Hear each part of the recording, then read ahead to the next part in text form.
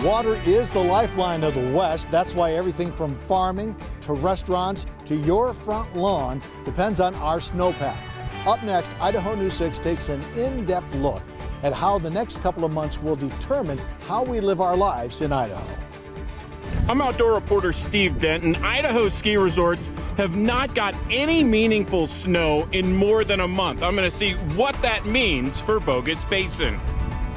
And I'm Chief Meteorologist Scott Roval. Coming up next, I'll have an in-depth look at where we stand right now as far as precipitation and moisture, plus the forecast into the future. Is it enough to hold off a multi-year drought for the state? This is Idaho News 6 with Karen Lair, Don Nelson, and Roland Veris. Hoping for the best and preparing for the worst.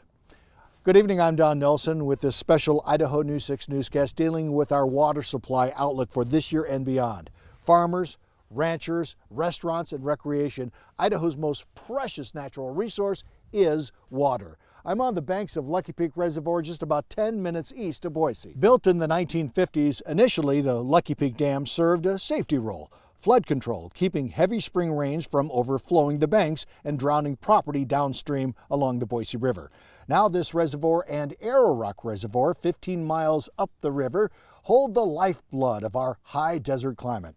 All this water allows farmers to thrive, fishermen and rafters to enjoy the river, and you can keep your lawn green even when the temperatures are high. The Idaho Water Supply Committee met today to assess snowpack levels, runoff potential, and the water outlook for the coming months.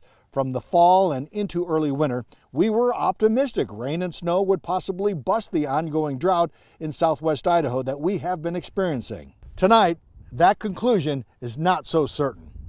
But we're getting to a point that we're probably going to start to recommend an expansion of drought in Idaho if we don't see the needed precip start coming in. The reservoir system is 40% full. That's all three reservoirs combined. Now, to put that into perspective, we're 20% below normal for this time of the year. And coming up, meteorologist Scott Dorval will have a look at the rest of this year and see how that all pans out. But now let's check in with reporter Bella Bright, who is examining how Idaho farmers are adapting to drier summers and the threat of an extended drought.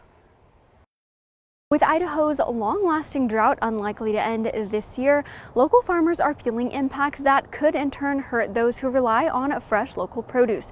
We spoke with a seed farmer about what the drought means for his farm. Fourth-generation Weiser farmer Tristan Weinegar is committed to his family farm, despite challenges. But last year's hot, dry spring was discouraging.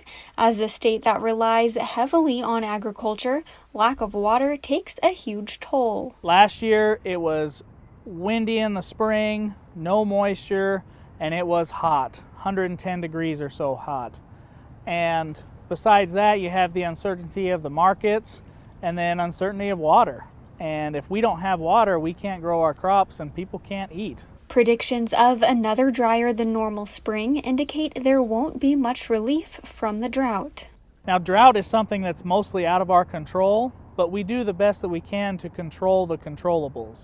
So we're doing irrigation like drip and pivots and stuff like that to try and conserve water and inputs and fertilizer, etc. But there's only so much you can do with the water that we've been given every year. If the drought persists, it could force big changes to the state as we know it.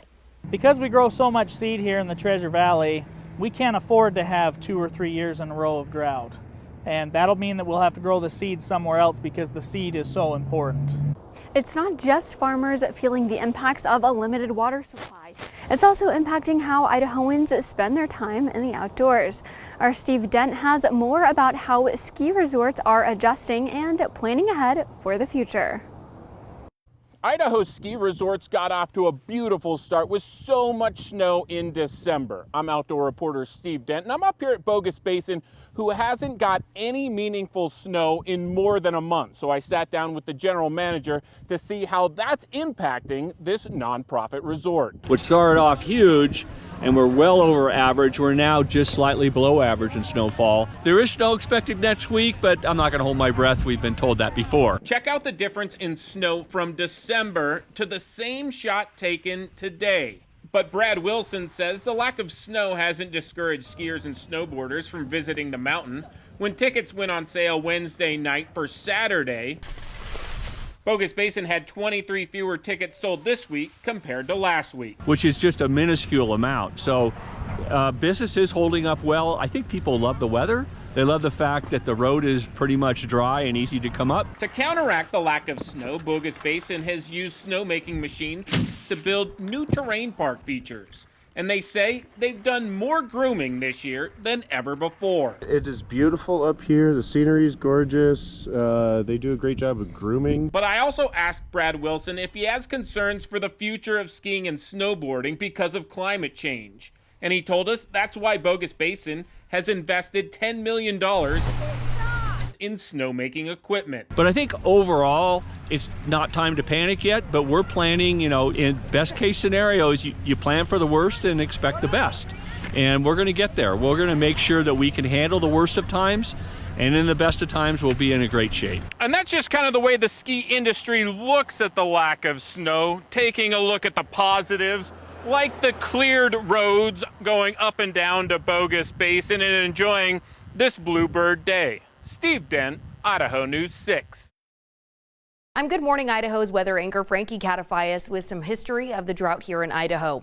From wildfires to farming water, it runs through every aspect of gem state life. Idaho has experienced a number of water shortages, and the earliest documented during the Dust Bowl era between the 20s and 30s. 1977 was the worst single year on record for a statewide water shortage, and for the next decade, water supply was below normal, but good reservoir carryover supplies kept impacts minimal for farmers and their crops. Then in 1990, the state finally took action by developing the Idaho Water Supply Committee. It was helping to ensure adequate and appropriate distribution for one of Idaho's most vital resources.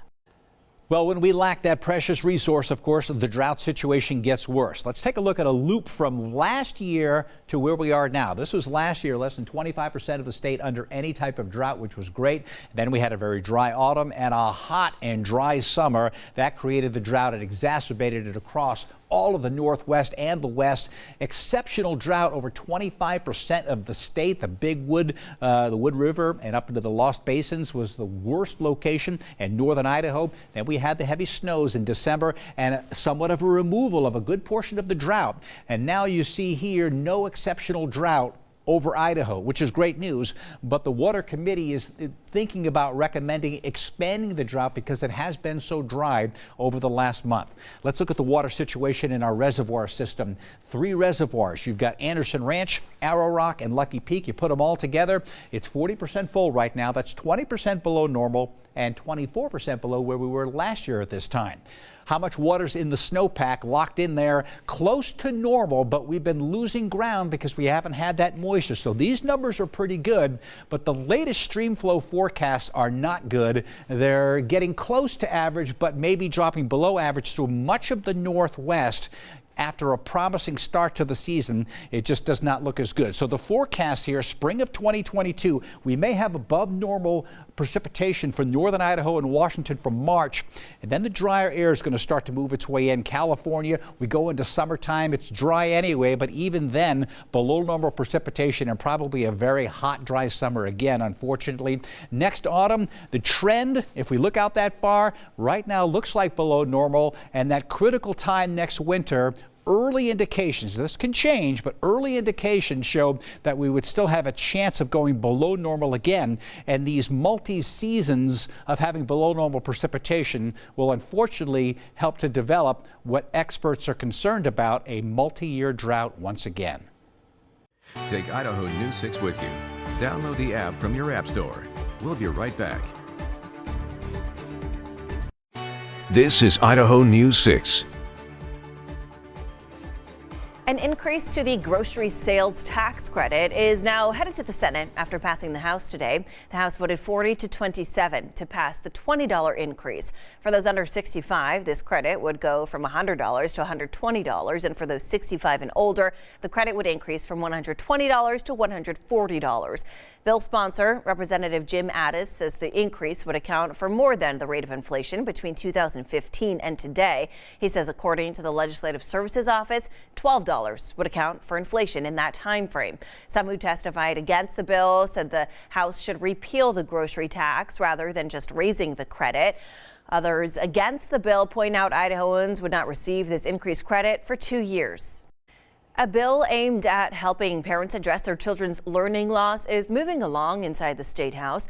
The so-called Empowering Parents Grant bill passed the Senate floor this morning and is now moving over to the House side. The bill received 34 yes votes and 1 no among senators.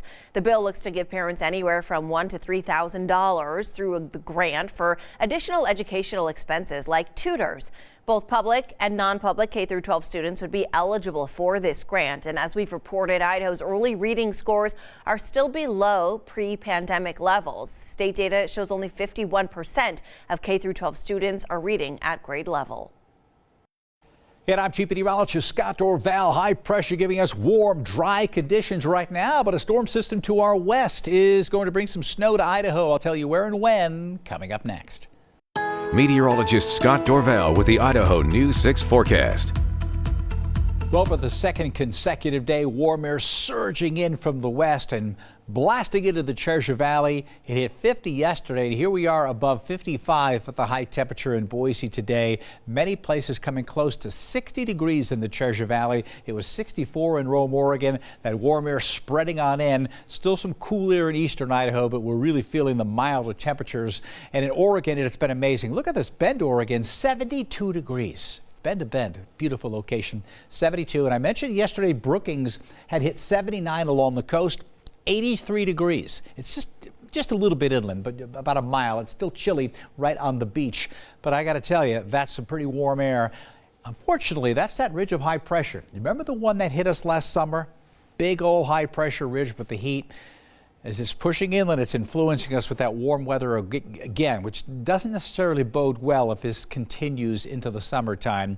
It's going to be hot and dry again. Look at these temperatures, 24, 30 degrees above normal, just crazy warmth across the region, spreading into the Boise area now. Still cold in Pocatello and Idaho Falls.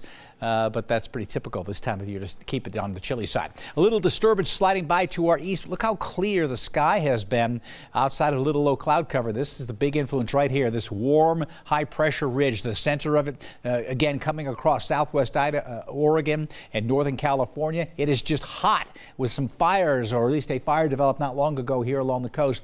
Between San Francisco and Los Angeles down on the coastline. Mild air surging to the north. This high pressure ridge will start to back off a little. And if we look offshore, this system right here that's developing in the Gulf of Alaska is going to take a route that's going to bring it in here to the south and west. And it's going to bring it into Idaho and bring a chance for some snow in the higher elevation. So hard to believe we're talking snow, but it's a possibility. I don't know if we'll get 2 inches in McCall.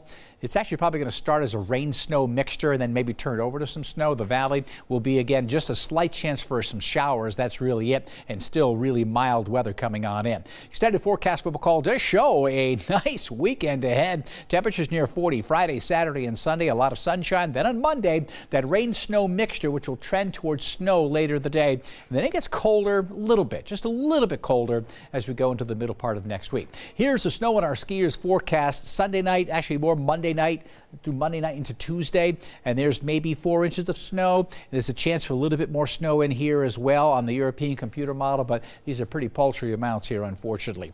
Here's my Treasure Valley forecast for tomorrow. Another mild day coming up.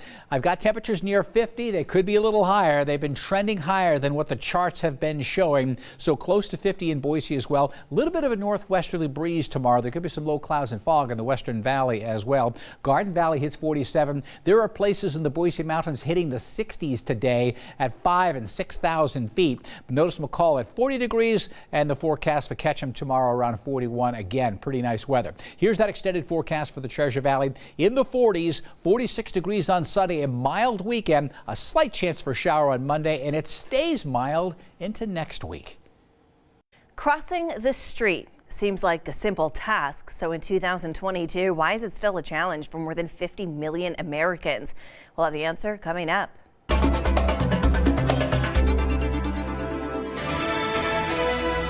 The Americans with Disabilities Act was signed into law 31 years ago. Since then, there have been great efforts to create an America that is accessible, but is it truly accessible to all? In tonight's To America's report, Matt Pearl shows us while great efforts have been made, our country still has a ways to go. It was a lesson he learned fast. When he was 20, Stephen Folsch wrecked his motorcycle and lost the use of his arms and legs. He soon found it was better to not fight, but adapt. Sometimes I put 15 miles a day on my wheelchair. Adjustments are everywhere. Create new document. From the pointer he uses to type, I will look around, to the confidence with which he glides around downtown St. Louis. But then come adjustments like this. Folsch crossing the street outside of the crosswalk to avoid a crack. I just go ahead and do things that aren't very safe. You know, as in riding in the road or, crossing the street where there are no crosswalks. He has internalized it all. Like many others with disabilities in any number of cities and towns, he has no choice. I can't tell you how many times I hear people say, gee, I thought the ADA took care of all that, and no. The Americans with Disabilities Act, or ADA, was signed into law in 1990. It made discrimination against those with disabilities illegal. Progress has most definitely come, but 3 decades later, enforcement often isn't quick. Last year, wheelchair users in Baltimore filed a lawsuit against the city, saying they couldn't travel freely due to poorly maintained curb ramps and sidewalks. Cities like Philadelphia, Chicago, Atlanta, and New York have all been taken to court. A lot of people spent a lot of money just doing the bare minimum, and it still doesn't work. And it's like, did you ask somebody that uses a wheelchair? Did you ask somebody in the blind community or the deaf community? People don't understand disability and don't really think about it. David Newberger leads the City of St. Louis's Office on the Disabled. When it comes to progress, his city is somewhere in the middle. Our tax revenue isn't enough to pay for all of the costs to fix these things. Somebody who is quadriplegic can often take 4 hours to get up in the morning. Well, if they're trying to do an 8-hour job and be there by 8 o'clock, they have to be up at 4. That's just not much of a life. St. Louis has made strides with its sidewalks and curb cuts. It made its most iconic site ADA accessible, but it's an older city with tightening tax revenue. And even Newberger sees the fight as uphill. Do I think we'll get the whole world fixed? Nope, probably not. But so you shut your eyes and you do the best you can. In some sense, that's Folsch's view too. He eludes and avoids obstacles. He puts 15 miles a day on his wheelchair, and he aims to adapt rather than get frustrated with the fight. I don't have a psychology degree, but it just seems like in the back of everybody's mind, disability is basically a symbol of human frailty. I'm confined to a wheelchair. No, dude, I'm liberated by this wheelchair. In St. Louis, I'm Matt Pearl. The Idaho News 6 Tower Cam Network is sponsored by Bronco Motors Hyundai. All right, last check at your forecast. Temperatures are on the mild side, well into the 50s to near 60 today. We'll be close to 50 tomorrow. Might dip a little bit over the weekend, but I still think it's going to be a pretty comfortable weekend. And then Monday, a slight chance for a couple of rain showers, more cloud cover, but still near 50. And then despite just a minor cool down, we could just see temperatures again staying near 50 all the way through next week. Thanks for joining us, everyone. Have a great night. We look forward to seeing you next time.